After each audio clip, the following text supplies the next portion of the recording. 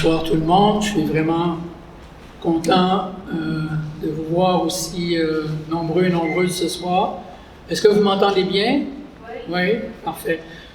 Je voudrais remercier le Comité de solidarité de Trois-Rivières de l'invitation. Le Comité de solidarité de Trois-Rivières est membre du collectif depuis ses tout débuts et avait mobilisé de façon importante dans la région, même ici, contre la guerre en Irak à l'époque.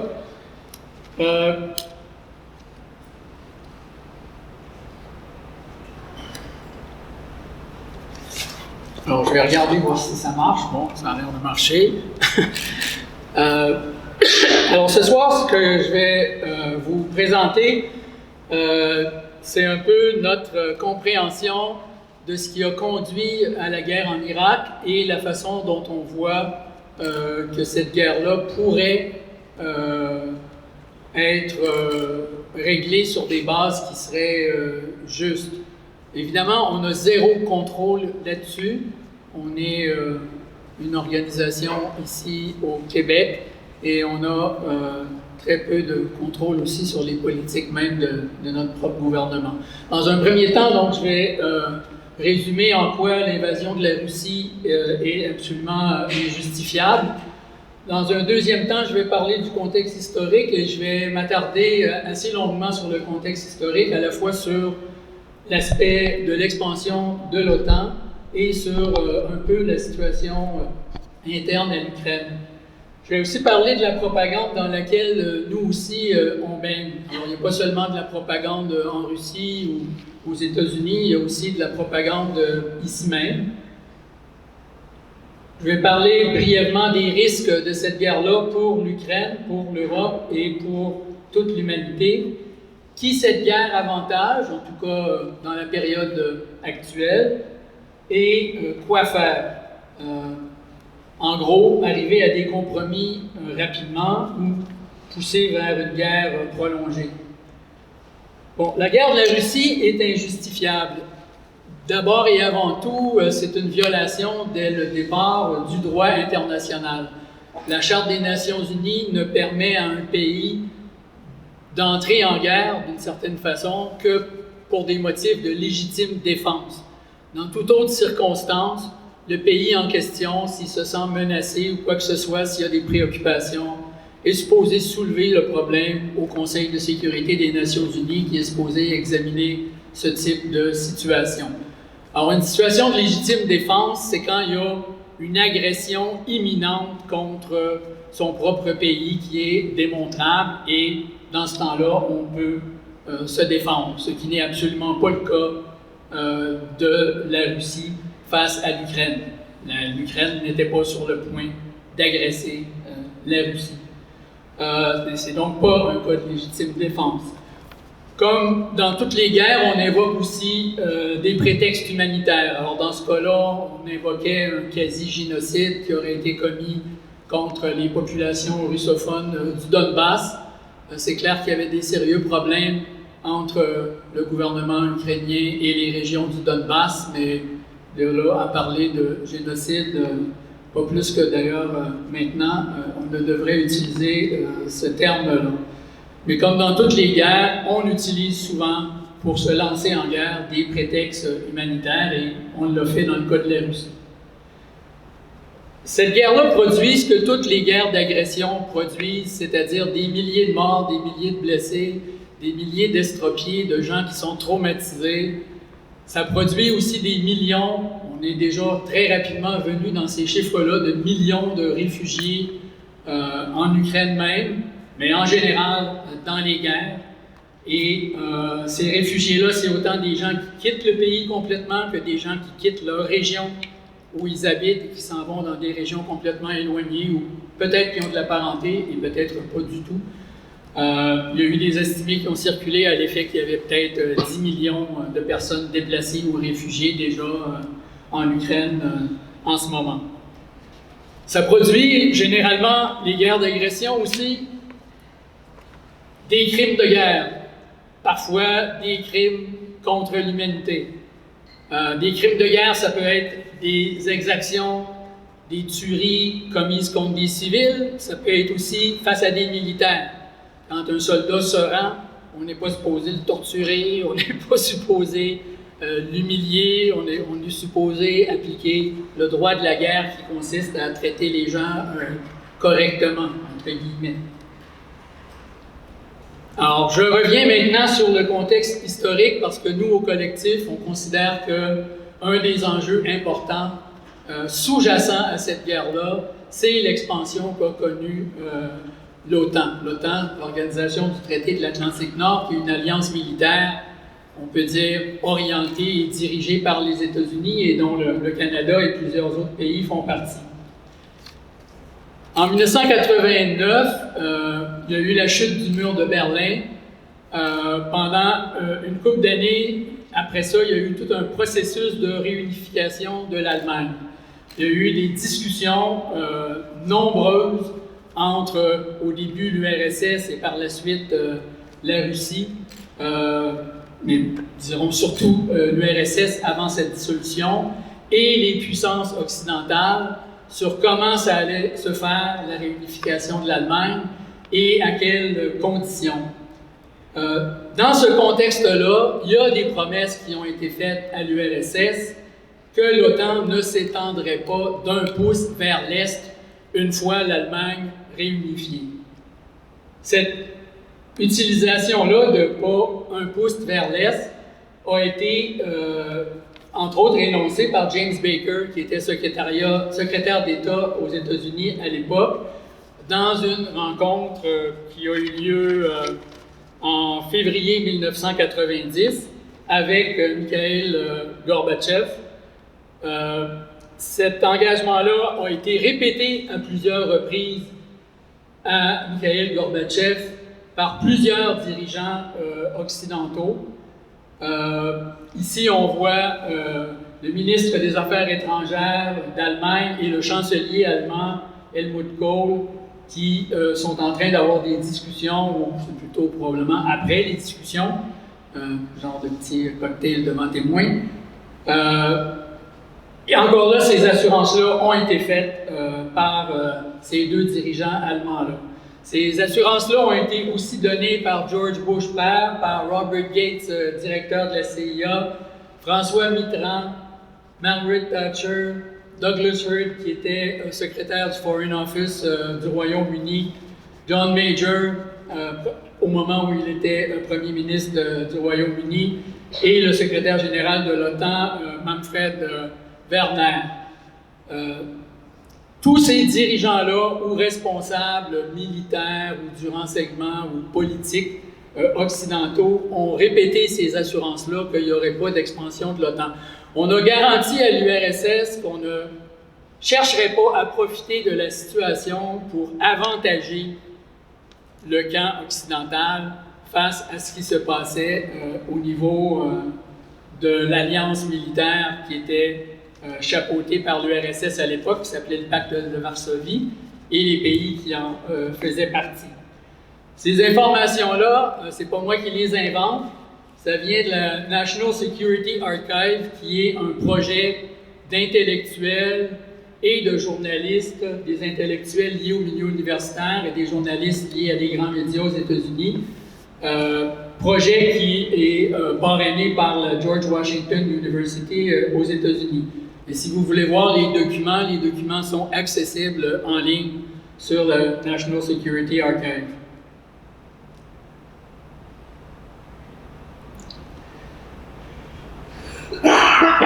Ces promesses-là n'ont jamais été mises sur papier. Ce sont des engagements verbaux. Il y a des gens qui disent aujourd'hui, dont André Noël dans le médium Pivot, si vous avez lu ça récemment, qui dit « ça n'a jamais été écrit, ça ne veut rien dire. Si ça avait été sérieux, Gorbatchev aurait exigé que ça soit écrit. » Ça, c'est de la foutaise. En diplomatie, il y a des tonnes et des tonnes et des tonnes de discussions et d'engagements verbaux qui ne viennent jamais nécessairement trouver ultimement leur place sur un bout de papier, mais qui sont en général quand même respectés. Pourquoi ils sont respectés? Parce que sinon, assez rapidement, ça ne vaudrait plus la peine de se parler. Alors, C'est pas parce que quelque chose est un engagement verbal que ça n'a pas de valeur en diplomatie internationale. En 1962, quand la crise des missiles de Cuba s'est terminée, Kennedy avait promis à Khrouchtchev que 3-4 mois plus tard, il retirait les missiles américains de la Turquie. Ça n'a jamais été écrit nulle part, ça a été fait. Il y a eu donc, malgré ces promesses-là, l'expansion de l'OTAN. L'OTAN est passé de 16 membres à 32 membres, à 30 membres. L'expansion de l'OTAN, on peut le voir un peu sur cette carte-là. Les pays en rouge, c'est les pays qui faisaient partie de l'OTAN avant 1999. Les pays en jaune, ce sont des pays qui appartenaient auparavant au pacte de Varsovie avec l'URSS et qui ont été intégrés à l'OTAN. Il y a des pays en jaune vers le haut. Oups, attention de ne pas débrancher mon ordinateur. La Lituanie, la Lettonie, il y a même un petit pays en blanc au-dessus, l'Estonie, il devrait être jaune, parce que lui aussi, il fait partie de l'OTAN. Alors, ces trois pays-là, eux, n'étaient pas seulement dans le pacte de Varsovie, ils faisaient partie de l'URSS à l'époque. Et l'Ukraine et la Géorgie faisaient aussi partie de l'URSS. Bon, non seulement il y a eu l'intégration de ces pays-là après 1999, mais au sommet de Bucarest de l'OTAN en 2008, on a annoncé que l'OTAN serait prête à envisager l'adhésion de l'Ukraine et de la Géorgie.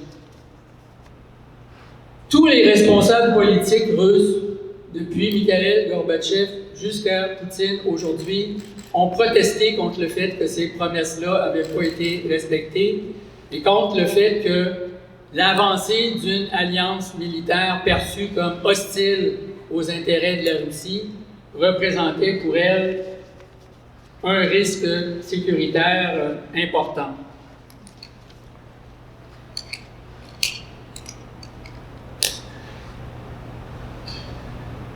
L'expansion, vue du point de vue de la Russie, ça veut dire que déjà il y avait des armes nucléaires des États-Unis, de la France et du Royaume-Uni qui pouvaient potentiellement cibler la Russie. Les États-Unis ont des armes nucléaires dans 5 autres pays membres de l'OTAN, en Belgique, en Allemagne, en Italie, aux Pays-Bas et en Turquie. Et là, avec l'expansion de l'OTAN, ça voulait dire 15 pays de plus et les pays plus près de la Russie, qui sont tous armés et entraînés par l'OTAN, avec des exercices militaires communs à grande envergure, donc 15 pays qui se rapprochent, où cette alliance militaire-là se rapproche de plus en plus des frontières de la Russie. Les deux petits pays baltes, l'Estonie et la Lettonie, ont une frontière commune avec la Russie. Si l'Ukraine et la Géorgie adhéraient à l'OTAN, il y aurait 2000 km de plus de frontières communes entre une alliance militaire jugée hostile à la Russie et la Russie même. Il y a aussi des systèmes de défense antimissiles de l'OTAN qui sont installés en Roumanie et en Pologne. J'ai mis défense entre guillemets parce qu'il y a longtemps, ces systèmes-là, d'un commun accord entre l'URSS et les États-Unis, étaient interdits. Parce qu'on se disait que ça augmentait les risques qu'il y ait une guerre nucléaire entre les pays. Il y avait un traité là-dessus, le traité anti-missile, anti-balistique, et on appliquait une politique qui s'appelle MAD, Mutual Assured Destruction, destruction mutuelle assurée.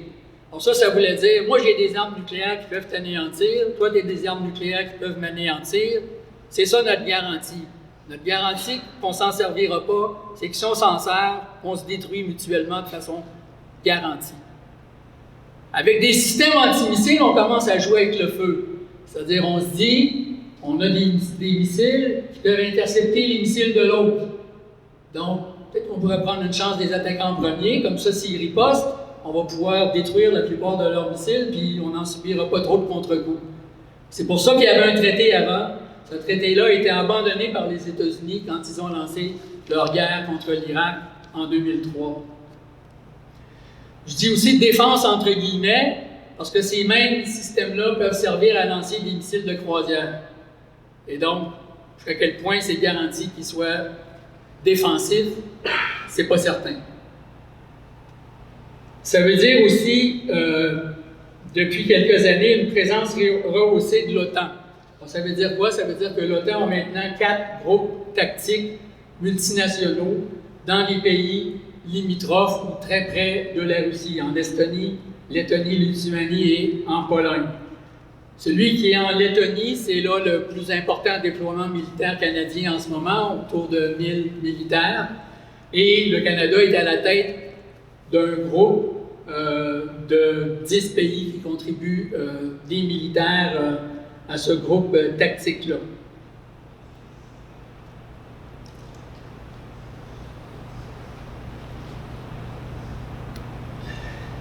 En 2019, l'Ukraine a changé sa constitution pour inclure dans la constitution même que l'Ukraine voulait devenir membre de l'OTAN.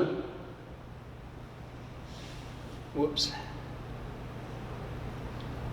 Il y a des gens qui disent que quand on argumente ce genre de choses-là, que l'expansion de l'OTAN, c'est quelque chose qui peut être perçu comme dangereux par la Russie, qu'on est en train de reprendre des arguments de Poutine, que ça justifie la guerre, etc.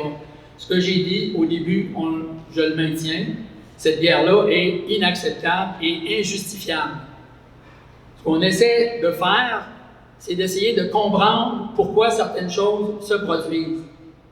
Quand des psychologues ou des criminologues essaient de comprendre pourquoi des gens en viennent à commettre des viols ou à commettre des meurtres, c'est pas pour excuser ou justifier le viol et le meurtre. C'est pour essayer de comprendre pourquoi que ça arrive. Qu'est-ce qui se passe dans la tête ou dans la perception de certains individus pour qu'ils fassent certaines choses. C'est ça qu'on essaie de faire en présentant ça. Nous, dès 2009, on a publié un fascicule l'OTAN, Alliance défensive ou instrument de guerre.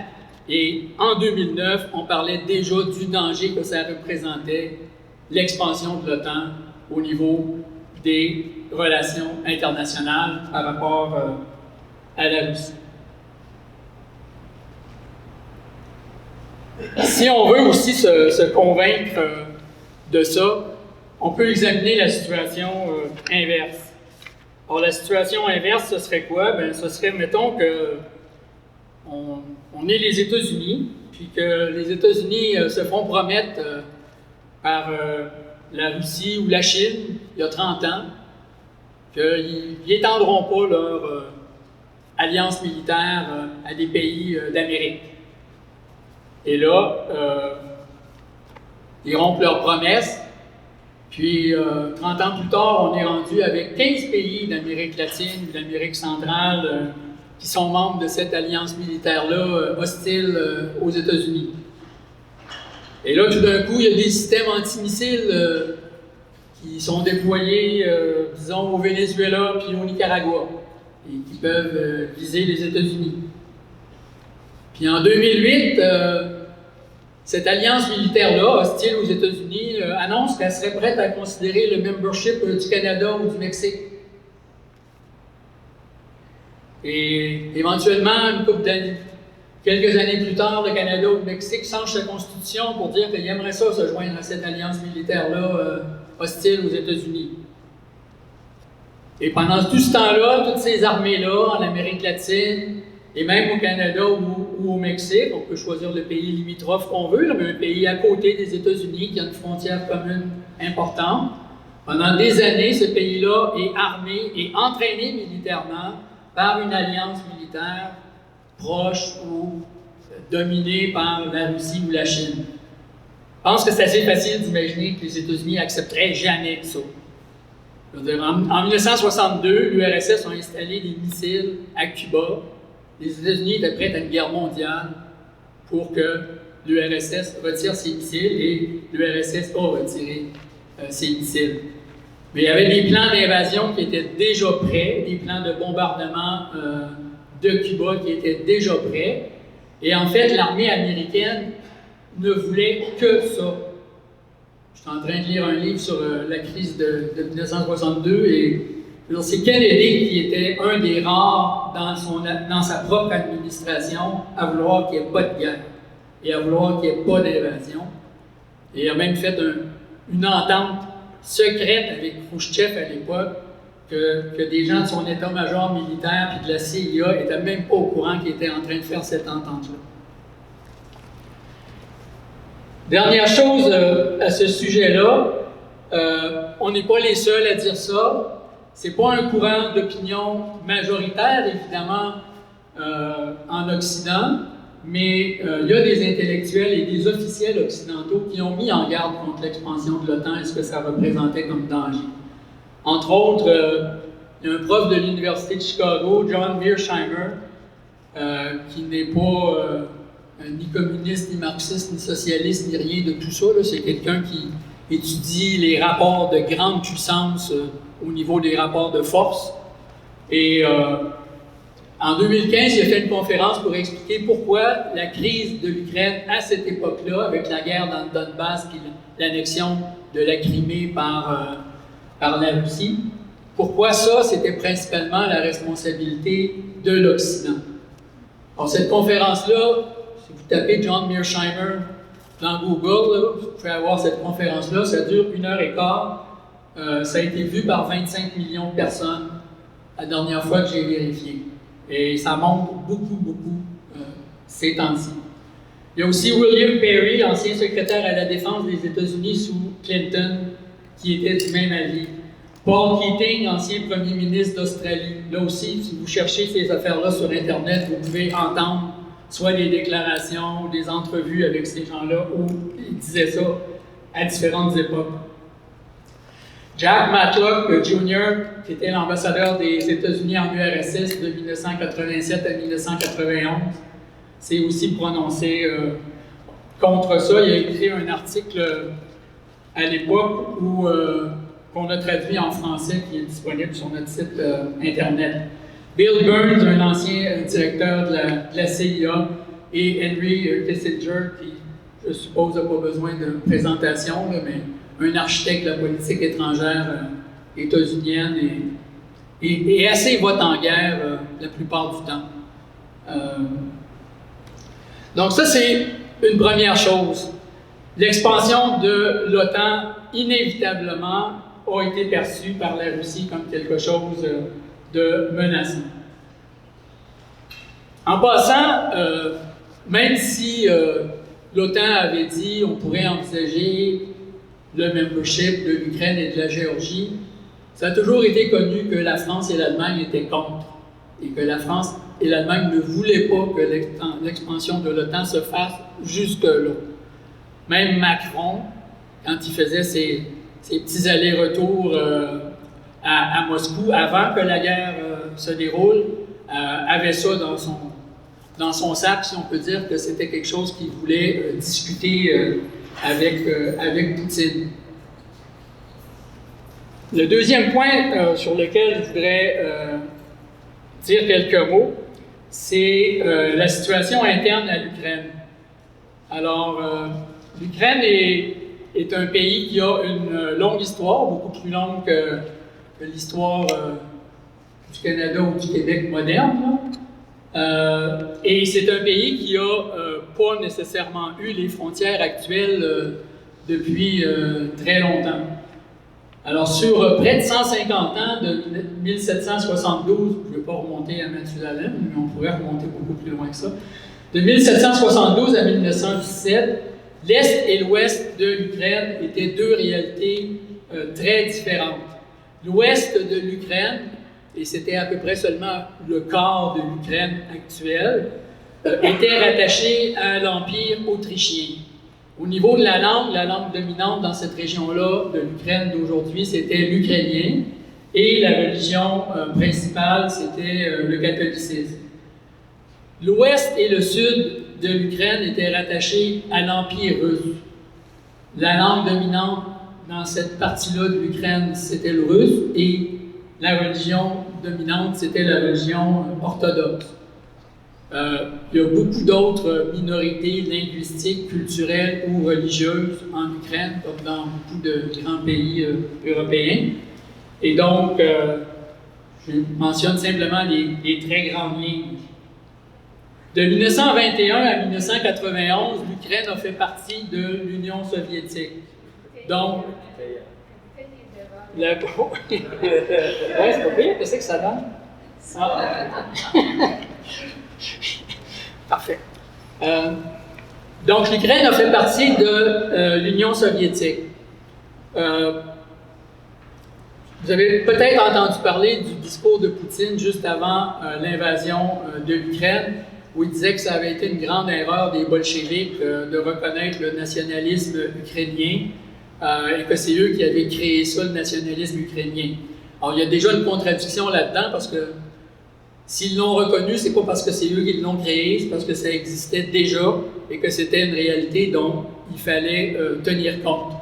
Non seulement l'Ukraine était une république, parce que c'était l'union des républiques soviétiques socialistes, donc l'Ukraine était une république, mais en plus, il y avait un statut particulier parce qu'il y avait des représentants spécifiquement ukrainiens dans la délégation de l'URSS à l'ONU. Et un autre pays, une autre république qui avait cette particularité-là, c'est la Biélorussie. Mais les autres républiques n'avaient pas de représentants spécifiques dans la délégation aux Nations Unies. De 1932 à 1933, il y a eu une famine épouvantable en Ukraine qui a tué 4 ou 5 millions de personnes. Famine qui porte le nom de Holodomor. Il y a un certain nombre d'historiens qui disent que c'était une politique délibérée du stalinisme pour venir à bout du nationalisme ukrainien. Il faut savoir que, puis je ne suis pas un expert ni en histoire soviétique ni en histoire de l'Ukraine, mais il faut savoir qu'à cette époque-là, dans les années 32-33, il y avait la collectivisation forcée de l'agriculture. Alors, il y avait de la résistance à ça, et il y en a eu en Ukraine. Il y a eu aussi des famines ailleurs qu'en Ukraine, en URSS, pendant cette période-là. Mais la famine en Ukraine était particulièrement importante. 4-5 millions de morts, c'est épouvantable. Et il semble quand même y avoir eu un certain nombre d'exactions puis de politiques volontaires de l'URSS qui ont pu magnifier l'effet de cette famine-là. Je mentionne ça parce que ça a des échos aussi jusqu'à aujourd'hui. Pendant la période de la Deuxième Guerre mondiale, l'Ukraine faisait partie de l'URSS, mais, puis je ne vais pas passer à l'indépendance tout de suite, il y a un aspect qui est utilisé par Poutine dans son discours, c'est qu'il dit qu'il veut dénazifier l'Ukraine et qu'il veut démilitariser l'Ukraine. Bon, premièrement, en droit international, il n'y a aucun droit de faire ça, là. À supposer même que l'Ukraine soit nazie mur à mur, il n'y aurait pas le droit d'aller la dénazifier, et ce n'est évidemment pas le cas. Cependant, c'est une réalité que, à partir d'à peu près 1930, donc même avant la grande famine de 32-33, il y a des organisations ultranationalistes ukrainiennes qui étaient à la fois anticommunistes, anti-juifs, anti-polonais, donc marqués par le racisme et l'antisémitisme de façon très importante. Et il y a certaines de ces organisations-là qui ont même intégré les SS, qui ont participé à l'extermination des Juifs en Ukraine, qui ont participé à l'invasion russe de l'URSS, de l'Allemagne en URSS.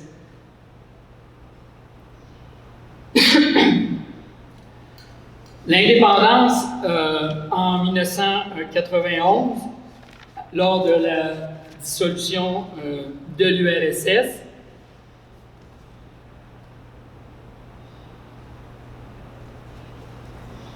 le pays est resté divisé après cette indépendance-là.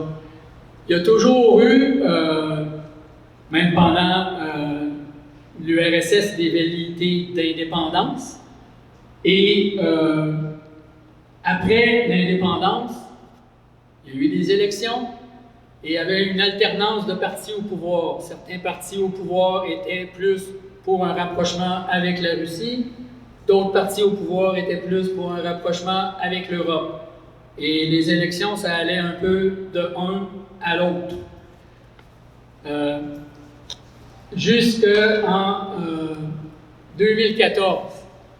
2014, il y a eu ce que plusieurs appellent la révolution de Maïdan, ce que d'autres appellent le coup d'État de 2014. À l'époque, le président s'appelait Viktor Yanukovych. Viktor Yanukovych était précisément originaire du Donbass. Lui, il était le leader du Parti des régions et il était plutôt pro-russe. Pro-russe, ça veut dire en faveur de liens économiques avec la Russie, en faveur de liens diplomatiques, etc. Pro-Europe, ça veut dire en faveur de liens économiques plus avec l'Europe, en faveur de liens même militaires plus avec l'Europe. Il restait 1 an à faire à son mandat, ça veut dire qu'en 2015, il devait y avoir des élections.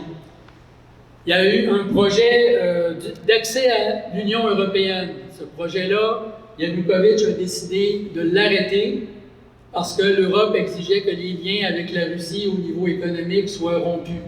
Ce que lui ne voulait pas faire et ce que sa base électorale ne voulait pas faire. Il y a eu une très large mobilisation populaire à ce moment-là dans l'ouest de l'Ukraine. Je veux dire l'ouest et le centre de l'Ukraine, Kiev, Lviv, d'autres villes. Très large mobilisation populaire qui demandait à Yanukovych de partir et qui demandait que le traité avec l'Union européenne soit... on continue dans ce processus-là. Il y a eu aussi, très clairement, ingérence militaire de la part des États-Unis. Ingérence, excusez-moi, étrangère, pas militaire. En tout cas, pas que je sache. Ingérence étrangère de la part des États-Unis, de la part du Canada, de la part de certains pays européens. Alors, ça a été jusqu'à ce que John McCain, du Parti républicain aux États-Unis, aille participer dans les manifestations sur la place Maïdan, à ce que John Baird, ministre des Affaires étrangères du Canada, lui aussi aille participer à ces manifestations-là, etc. Ça, normalement, en droit international et en diplomatie, ce n'est pas supposé se produire.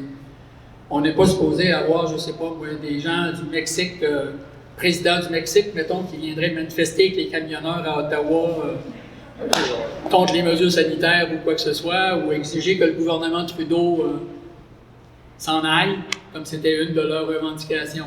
Ça s'appelle de l'ingérence étrangère. Il y a eu aussi, lors d'une conversation téléphonique qui a été coulée sur YouTube, que vous pouvez tous entendre, entre deux représentants des États-Unis, Victoria Nuland, qui est d'ailleurs toujours en poste sous l'administration Biden actuelle. À l'époque, elle était secrétaire d'État adjointe aux affaires européennes. Dans cette conversation-là, elle se moque de l'Union européenne. Elle a la conversation avec l'ambassadeur des États-Unis en Ukraine à l'époque, Jeffrey Pyatt, et elle lui dit, pour discuter un peu de qui devrait prendre le pouvoir suite à la turbulence de 2014 et à la révolution de Maïdan, si on veut l'appeler comme ça, elle lui dit « Yats, c'est notre homme ». Yats, c'est Arseniy Yatsenyuk, et c'est effectivement lui qui est devenu premier ministre, et qui n'était pas nécessairement le favori des pays européens à l'époque. Il y a des organisations d'extrême droite qui ont joué un rôle important dans la dérive violente des manifestations de Maïdan, qui étaient pendant un bout de temps des manifestations très très larges et très pacifiques. Entre autres, une organisation qui s'appelle Sector Droit. Je ne sais pas c'est quoi son nom en ukrainien, mais en anglais aussi, c'est Right Sector.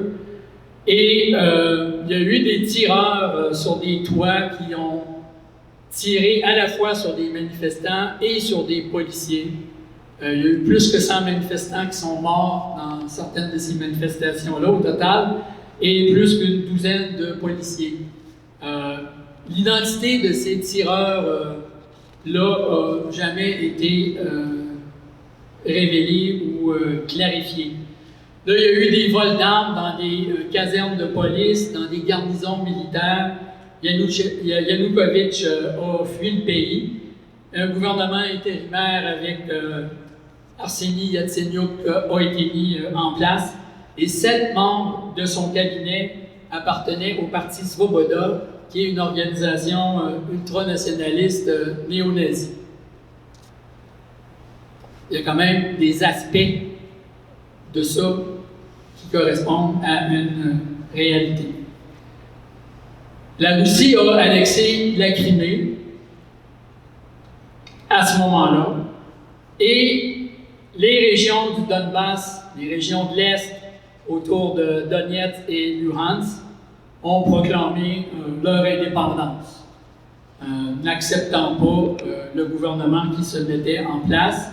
Et eux avaient, on peut le deviner, compte tenu qu'Yanukovych venait du Donbass, eux avaient massivement élu Yanukovych comme président de l'Ukraine et n'étaient pas prêts à accepter son départ plus ou moins forcé, comme on vient de le voir.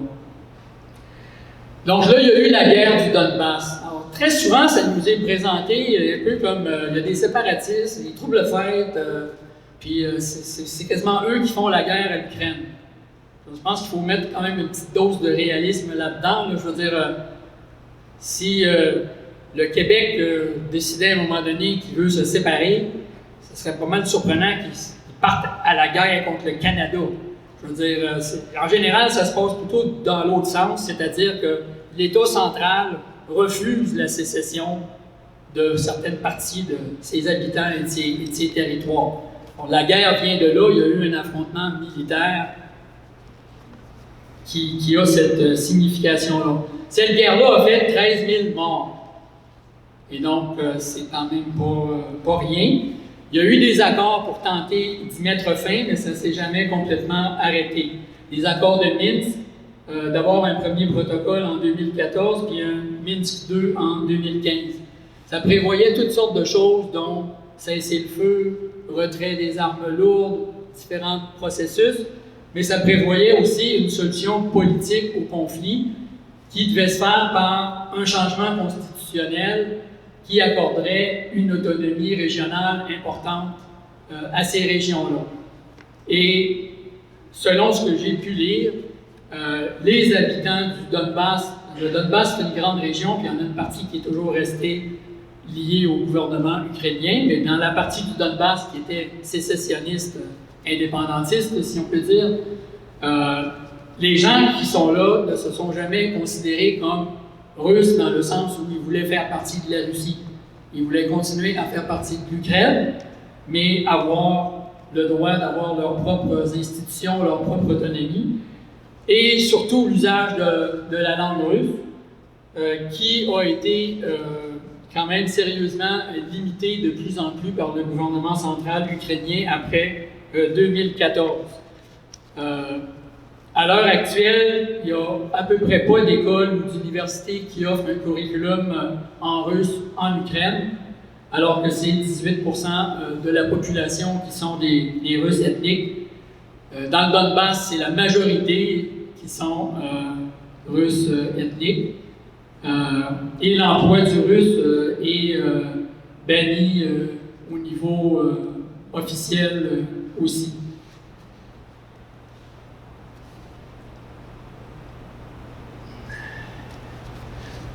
Donc, parenthèse que je viens de faire là, sur le contexte historique, à la fois l'expansion de l'OTAN puis un peu la situation interne à l'Ukraine. Parler un peu de la propagande dans laquelle nous aussi on baigne.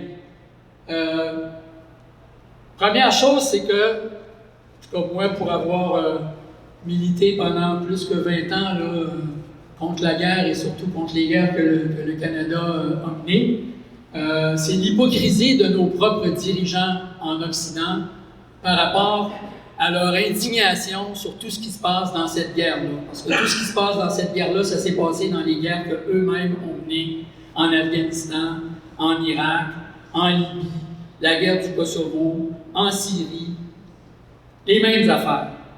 Et là, tout à coup, ils sont indignés, ils n'en reviennent pas, c'est du jamais vu, ça se peut pas, ça n'a pas de bon sens. Tout ça, c'est vrai. Que c'est écœurant, ça n'a pas de bon sens, c'est inacceptable. Mais ils l'ont fait eux-mêmes. Alors, qui ils sont pour faire ça? Je parle, par exemple, quand on dit que il y a violation du droit international dans cette guerre-là. Oui, il y a violation du droit international, c'est sûr. La guerre du Kosovo aussi. C'est l'OTAN qui a décidé de faire la guerre du Kosovo. Jamais l'ONU a autorisé cette guerre-là. Le sort des réfugiés, le ciblage des civils, le ciblage des infrastructures.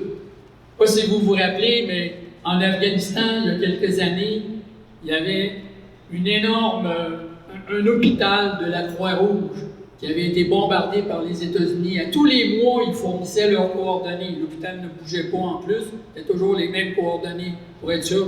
C'est Joanne Liu, québécoise bien connue, qui était à la tête de Médecins sans frontières à l'époque et qui est allée faire tout un scandale jusqu'à l'ONU pour dire que ça ne se fait pas, ces choses-là. Mais là, il y avait du monde dans l'hôpital. Il y a eu des morts, il y a eu des blessés. Ça s'est fait amplement. Alors, autrement dit, il y a eu aussi nos guerres. Mais si on regarde nos guerres au niveau général, guerre soi-disant contre le terrorisme, nous, on a mené et payé d'ailleurs, les pays occidentaux. Ça, c'est les chiffres que je vous donne, c'est du projet Cost of War qui est de l'Institut Watson à l'Université Brown dans le Rhode Island, pas très près d'ici. Alors, l'ensemble de ces guerres-là contre le terrorisme ont fait 929 000 morts directs, dont 387 000 civils. On ne parle que de morts directes, parce que si on ajoute les morts indirectes, là, on est dans plusieurs millions pour les civils. Les morts indirects, c'est ceux qui meurent parce qu'ils n'ont pas les soins requis, parce qu'il y a des circonstances de la guerre qui font qu'ils vont finalement mourir plutôt que de réussir à survivre. Des morts directs de la guerre, presque 1 million. Au moins 37 millions de personnes réfugiées ou déplacées. Et le projet dit que c'est sûrement une très grosse sous-estimation et que ça pourrait aller jusqu'à 60 millions de réfugiés ou de personnes déplacées. Et il ne faut pas oublier non plus la torture généralisée qui a été pratiquée à Guantanamo Bay, qui continue jusqu'à aujourd'hui. Ce n'est pas encore fermé, Guantanamo Bay. À Abu Ghraib en Irak, à Bagram en Afghanistan, et tous les sites secrets mis sur pied par la CIA dans différents pays. Celle qui supervisait les sites secrets de torture pour les États-Unis, elle est en ce moment à la tête de la CIA et elle s'indigne de ce qui se passe en Ukraine.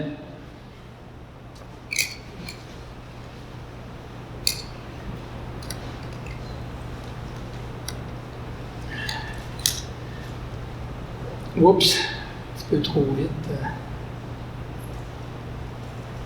Excusez-moi, mais j'ai perdu le contrôle, on dirait.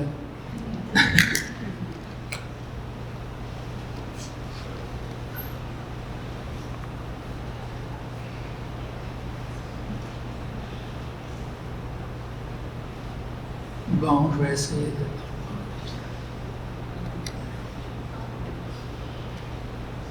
J'ai une vraie souris chez nous. Ça peut expliquer quelque chose.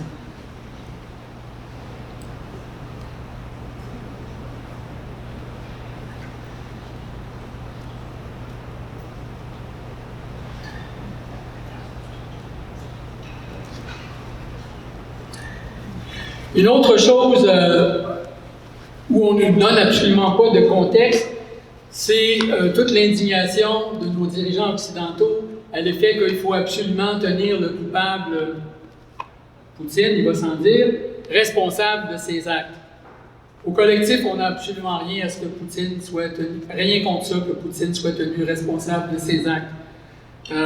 On ferait juste remarquer que les Bush, Cheney, Rumsfeld, qui ont mené une guerre illégale en Irak sous des faux prétextes, qui ont torturé du monde, qui ont causé les morts et les réfugiés dont on parlait tantôt, sont toujours en liberté. Une des premières choses qu'Obama a fait en arrivant au pouvoir, c'est de leur garantir qu'il n'y aurait pas de poursuite contre eux, et il n'y a aucun pays occidental qui a cherché à punir ces criminels de guerre. Ils sont toujours en liberté, non seulement en liberté, mais admirés. Mohamed Ben Salman, dirigeant de l'Arabie Saoudite, grand pays démocratique, hein? qui mène une guerre contre le Yémen, 377 000 morts au Yémen. Une des pires crises humanitaires de la planète. Ça a pris 5 jours au Canada pour entamer des démarches pour que le tribunal pénal international enquête au sujet des crimes commis par la Russie. En toutes ces années-là, le Canada a fait 0 démarche, ni contre Bush, ni contre Cheney, ni contre Rumsfeld, ni contre Mohamed Ben Salman. Pire que ça, on leur vend des armes à l'Arabie Saoudite. On leur a vendu pour 15 milliards d'armes. Jusqu'à maintenant, on a livré 8 milliards et on va continuer d'en livrer. Ils sont même en mesure de tuer et de dépecer un journaliste bien connu du Washington Post. Et il n'y a pas de poursuite contre eux. Ils ne sont pas emmenés en cours. C'est bien correct. Les États-Unis ne reconnaissent même pas l'autorité de la Cour pénale internationale. Ils ne reconnaîtraient aucune incrimination contre aucun de leurs militaires ou aucun de leurs politiciens par cette Cour-là. Non seulement ils ne reconnaissent pas l'autorité de cette Cour-là, mais eux, les gens qui révèlent leurs crimes de guerre et leurs crimes contre l'humanité, ils les mettent en prison.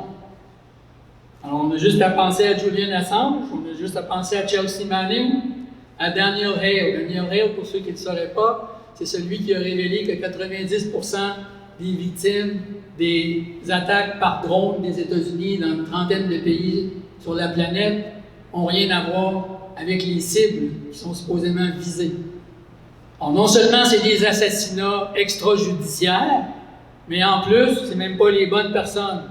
Par bonne, on ne peut pas être sûr que c'est bon parce qu'il n'y a pas eu de procès et il n'y a pas eu de preuve, mais en fait, c'est même pas les personnes qui sont visées qui meurent. Lui est en prison en ce moment pour avoir révélé ça. Le Canada n'a jamais protesté contre rien de tout ça.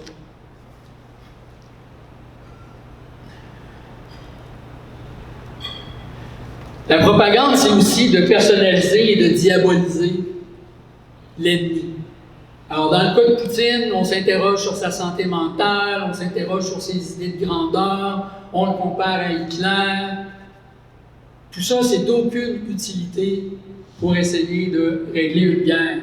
Mais ce à quoi ça sert à faire monter la fièvre de la guerre, faire monter la nécessité de continuer la guerre. L'exagération. Alors, l'exagération, tout le monde y est allé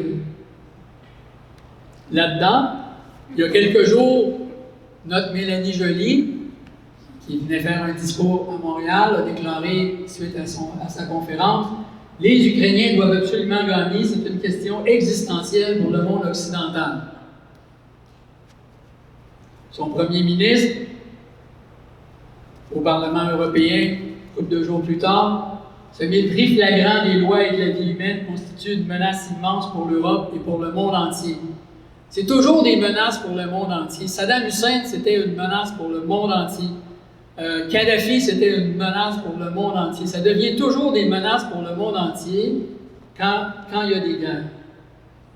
Et Joe Biden, ça, je crois que c'était hier, ou c'était pas hier, c'était avant-hier. Oui, j'ai appelé ça un génocide, car il est de plus en plus évident que Poutine essaie simplement d'effacer l'idée même que l'on peut être ukrainien. Encore là, j'ai perdu le contrôle. J'étais supposé aller cliquer ici. Bon. Il y a des choses dont on ne discute pas, qu'on nous montre très peu ou pas du tout. Un, l'expansion de l'OTAN. Alors ça, c'est écarté, on n'en parle pas. Deux, on impose beaucoup de sanctions en ce moment. Ça ne marche pas, les sanctions. Ça n'a jamais marché. Tous les pays contre lesquels les sanctions ont imposé, les États-Unis ont imposé des sanctions les plus drastiques soient-elles, ça a mis la population civile de ces pays-là dans un état épouvantable. Ça les a privés d'insuline pour les diabétiques, de toutes sortes de médicaments dont les gens ont besoin, souvent même au niveau des besoins alimentaires. Mais ça n'a jamais réussi à faire le changement politique voulu par la politique américaine en question. Ni à Cuba, ni par rapport à l'Iran, ni par rapport au Venezuela. Des sanctions épouvantables ont été appliquées contre l'Irak entre 1990 et 2003, avant l'invasion de l'Irak. Ça n'a jamais rien changé. Ça a changé quelque chose. Il y a 1,5 million d'Irakiens qui sont morts des conséquences des sanctions, dont plus qu'1,5 million d'enfants de moins de 5 ans. Ça, c'était documenté par l'UNICEF. Moi, c'est un de mes premiers militantismes, juste avant le collectif, mais c'était contre les sanctions en Irak. Madeleine Albright, la grande Madeleine Albright, qui est décédée récemment, l'a encensée dans à peu près tous les journaux occidentaux, là, elle s'était fait interviewer au sujet des sanctions contre l'Irak et des 500 000 enfants morts d'après l'UNICEF. Et on lui a demandé est-ce que ça valait la peine, d'après vous, est-ce que ça vaut la peine de poursuivre cette politique-là? Et elle a répondu oui, je pense que ça vaut le coup. Ça ne marche pas, les sanctions, pour imposer les changements que les États-Unis veulent, mais ça a des impacts épouvantables sur les populations civiles. De ça, on n'en parle pas. Les journalistes ne posent pas ce genre de questions-là aux dirigeants occidentaux. Quelle perspective ils ont à offrir, les dirigeants occidentaux, pour mettre fin à la guerre? On ne leur pose pas cette question-là. Le racisme systémique, c'est pas vraiment discuté. Le racisme systémique, pas juste là, par rapport au Québec, et on devrait-tu employer le terme, on devrait-tu pas employer le terme. Le racisme systémique tel qu'il se manifeste massivement en Occident face aux réfugiés. Alors, comment les réfugiés ukrainiens sont traités différemment des autres réfugiés? Il y a quelques jours, il y avait encore Justin Trudeau en vedette pour une levée de fonds internationale pour les réfugiés ukrainiens. Alors, en une journée, il y a 10 milliards qui ont été promis. Mais ce n'est pas toujours comme ça. Pour les autres crises humanitaires dans le monde, l'argent n'est pas au rendez-vous. À tel point que le Programme alimentaire mondial a réduit les rations pour des milliers de Yéménites affamés. Normalement, les rations, c'est supposé couvrir les besoins normaux au niveau des nutriments d'une personne. Alors, ils ont coupé les rations de moitié parce qu'ils n'avaient pas l'argent pour offrir des rations complètes. Dans le Nouvelliste, j'ai trouvé ça, je me suis dit, je vais prendre ça dans le Nouvelliste. Oxfam craint une famine dans l'est de l'Afrique. Alors, il y a 13 millions de personnes qui sont gravement menacées par la faim dans la corne de l'Afrique en ce moment. On a besoin de 6 milliards pour une aide alimentaire d'urgence pour ces personnes-là. Et il y a quelques semaines, les agences de l'ONU ont annoncé qu'ils avaient uniquement obtenu 3% de ce montant-là en engagement de la part des pays donateurs. Et dans le cas du Yémen, le 16 mars, on avait obtenu des engagements pour 30% des 4,3 milliards nécessaires pour nourrir les Yéménites qui reçoivent ces temps-ci des demi-rations. Alors ça, si ce n'est pas un traitement différent selon que les réfugiés viennent d'Ukraine ou selon que les réfugiés sont des Yéménites, des Irakiens, des Afghans, des Syriens, je ne sais pas c'est quoi.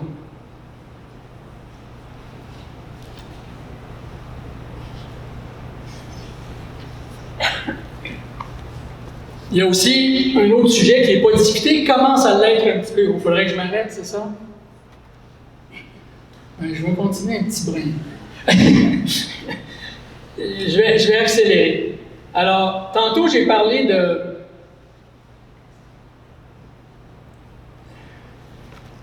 d'organisations d'extrême droite en Ukraine. Alors, ça existe. C'est pas le dominant, c'est pas ça qui est principal dans le pays, c'est sûr. Mais ça existe et c'est quand même une certaine importance. Alors ça, c'est une manifestation d'extrême droite organisée en 2016 à Kiev lors de la journée des défenseurs de l'Ukraine. Il y a un écusson en avant, je ne sais pas si vous le voyez. Pour nous, ça a l'air de A3DB, mais en réalité, ce que ça veut dire, c'est Azov. Okay, ça, c'est l'écusson du bataillon Azov. Le bataillon Azov, c'est un bataillon néo-nazi. C'était une milice néo-nazie autonome qui a été intégrée à l'armée ukrainienne. Il y a quelques jours, Zelensky, vous savez, fait des discours dans à peu près tous les parlements occidentaux, et aussi au Japon et ailleurs. Il y a quelques jours, il en a fait un en Grèce. Et après son discours au Parlement grec, on a diffusé un autre discours après, qui était un discours d'un membre du bataillon Azov, qui parlait de la résistance à Mariupol. Ça veut dire que quand même, ils ont une certaine proximité avec le pouvoir pour être capables de faire ça. La gauche en Grèce a protesté très, très, très fort contre cette intrusion de l'extrême droite ukrainienne au Parlement grec. Le Canada, c'est sorti à Radio-Canada il y a quelques jours, a formé le régiment Azov, alors qu'il avait pris des engagements formels à ne pas faire ça.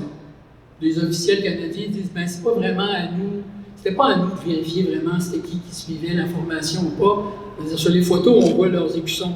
T'as pas besoin de grande vérification. Donc c'est une réalité qui existe, c'est une réalité qui passait en dessous du tapis, comme le fait que dans le gouvernement de 2014 intérimaire, il y avait 7 néo-nazis comme membres du Parlement. Puis juste pour donner de l'information complète, Svoboda n'a pas ramassé plus que, je pense, 2% du vote populaire aux dernières élections ukrainiennes. Donc c'est pas une force politique qui a réussi à se maintenir en termes de députés au Parlement ukrainien. Mais l'extrême droite ukrainienne a une force dans la rue. Eux, ils mobilisent très fort dans la rue. Ils ont fait des menaces de mort à un moment donné à Zelensky quand il avait l'air de vouloir être trop favorable à l'application des accords de Minsk. Si vous vous rappelez, ça voulait dire un changement dans la Constitution pour donner une autonomie régionale aux régions autonomes du Donbass. Je ne sais pas si c'est à cause des menaces de mort que ça ne s'est pas fait, mais en tout cas, ça a eu lieu. Je vais passer à autre chose pour conclure. Alors, les risques pour l'Ukraine, c'est assez évident, c'est des risques de guerre prolongée, c'est des risques que plus ça aide, plus on est de ruines, de morts, de blessés, de destruction, de crimes. Il y a des risques de contamination nucléaire à la grandeur de l'Europe. Il y a 16 réacteurs nucléaires en Ukraine, 4 grandes centrales nucléaires. Et si jamais il était la cible de bombardement, ou même s'il manque d'approvisionnement électrique pendant assez longtemps pour que les systèmes de refroidissement fassent défaut, ça pourrait mener à des catastrophes du genre de Tchernobyl. Et dépendant de la direction des vents, c'est sûr que la population ukrainienne serait la première affectée, mais après ça pourrait affecter plusieurs pays européens ou, de l'autre côté, la Russie. Pour l'humanité, bon, d'abord, il y a l'impact sur les populations civiles les plus vulnérables un peu partout dans le monde.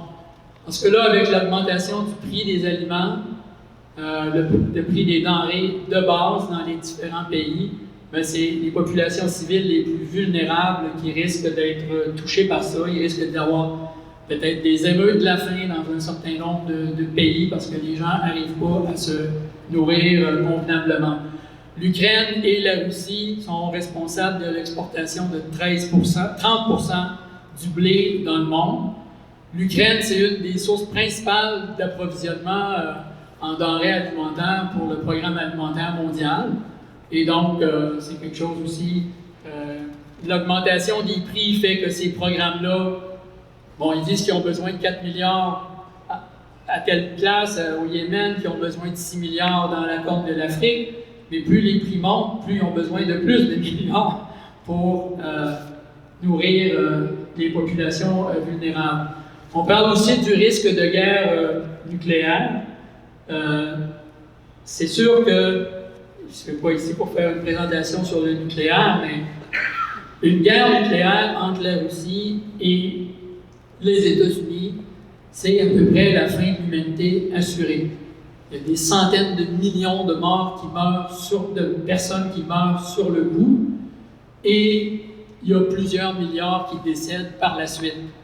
Et les chances de survie de l'humanité sont très, très minces.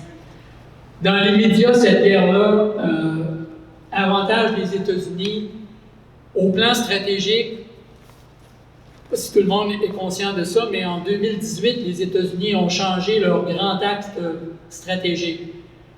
De 2001 à 2018, c'était la guerre contre le terrorisme. Depuis 2018, c'est la compétition stratégique avec la Chine et la Russie. L'an dernier, le Royaume-Uni a changé sa politique étrangère pour adopter le même changement. Compétition stratégique avec la Chine et la Russie. Au mois de juin, il y a un sommet de l'OTAN et l'OTAN va changer, va adopter un nouveau concept stratégique et ça risque fort d'être compétition avec la Chine et la Russie et défense contre la Chine et la Russie. Deuxièmement, les États-Unis veulent que tous les pays de l'OTAN augmentent leurs dépenses militaires, augmentent leur nombre de soldats, augmentent leur déploiement militaire. Alors, c'est en train de se faire. Vous savez que le Canada a annoncé qu'il achetait 88 avions F-35, les mêmes avions que Trudeau avait dit lors de la campagne électorale que le Canada n'achèterait pas. Il n'y a pas de discussion là-dessus. C'est passé, c'est décidé. Consolidation du rôle de protecteur, entre guillemets, de l'Europe de la part des États-Unis. Au plan économique, les États-Unis risquent de bénéficier, mais pas seulement les États-Unis, le Canada aussi. Alors, le Canada, par la bouche de son ministre des Ressources naturelles, Wilkinson, a dit qu'on pourrait fournir 300 000 barils par jour à l'Europe. Et il y a un projet de ressources Utica qui est de forer les schistes au fond du Saint-Laurent, en particulier en avant de Bécancour, où apparemment il y a plein de gaz naturel, et ils disent qu'en dedans d'un an et demi, ils pourraient fournir à l'Europe peut-être un 25-30% de tout le gaz naturel dont l'Europe a besoin. Quoi faire? En gros, face à la guerre à l'Ukraine, dénoncer l'invasion de l'Ukraine par la Russie, exiger la fin de l'agression, le retrait immédiat des troupes russes, mais en même temps rejeter le projet d'expansion de l'OTAN jusqu'aux frontières de la Russie et appeler à des négociations sérieuses. Des négociations sérieuses, si on veut arrêter la guerre, il faut qu'il y ait quelque chose qui contente la Russie. Depuis l'Antiquité, là, puis même des stratèges chinois de l'Antiquité, des stratèges de toute la planète de l'Antiquité jusqu'à aujourd'hui, disent que quand tu veux arrêter une guerre avec un ennemi, il faut que tu lui offres une porte de sortie, il faut que tu concèdes quelque chose. Sinon, la guerre, elle continue. Et la seule chose fondamentale sur laquelle céder, c'est l'expansion de l'OTAN. Et c'est de dire que en Occident, on est prêt à considérer que l'Ukraine soit un pays neutre, que l'Ukraine ne fasse pas partie de la même alliance militaire que nous. Et ça serait un minimum qu'on aurait à dire ouvertement, le Canada, la France, l'Angleterre, etc. On est très loin de ça. Juste avant que la guerre éclate, Trudeau a réitéré qu'il souhaitait la bienvenue le plus vite possible à l'Ukraine dans l'OTAN. Et donc, on est très loin de ça. Mais il n'y a pas de négociation sérieuse si la seule chose que tu as à dire à la Russie, c'est votant. Ça se peut pas. Ce serait le fun, là, mais c'est impossible. Et respect de la souveraineté de l'Ukraine, ce qui, plus la guerre dure, moins ça risque de se produire. Plus la guerre dure, plus ça risque d'amener à une solution genre Vietnam, genre Corée, séparation du pays. Alors, plus on veut que la souveraineté de l'Ukraine soit maintenue, plus on devrait vouloir que la guerre se règle vite, et plus il faut négocier avec des compromis sérieux sur la table. Plus largement que ça, concernant la montée du militarisme, alors le dessin de Boris dit tout. L'humanité devra mettre un terme à la guerre ou la guerre mettra un terme à l'humanité. Qu'est-ce qui est important de comprendre? Parce qu'on va beaucoup nous parler de sécurité dans les prochains mois et les prochaines années pour justifier les augmentations du budget de la défense du Canada, changer la politique étrangère canadienne. La sécurité des populations, ça n'a rien à voir avec la notion de sécurité nationale. La sécurité nationale, c'est la sécurité des possédants.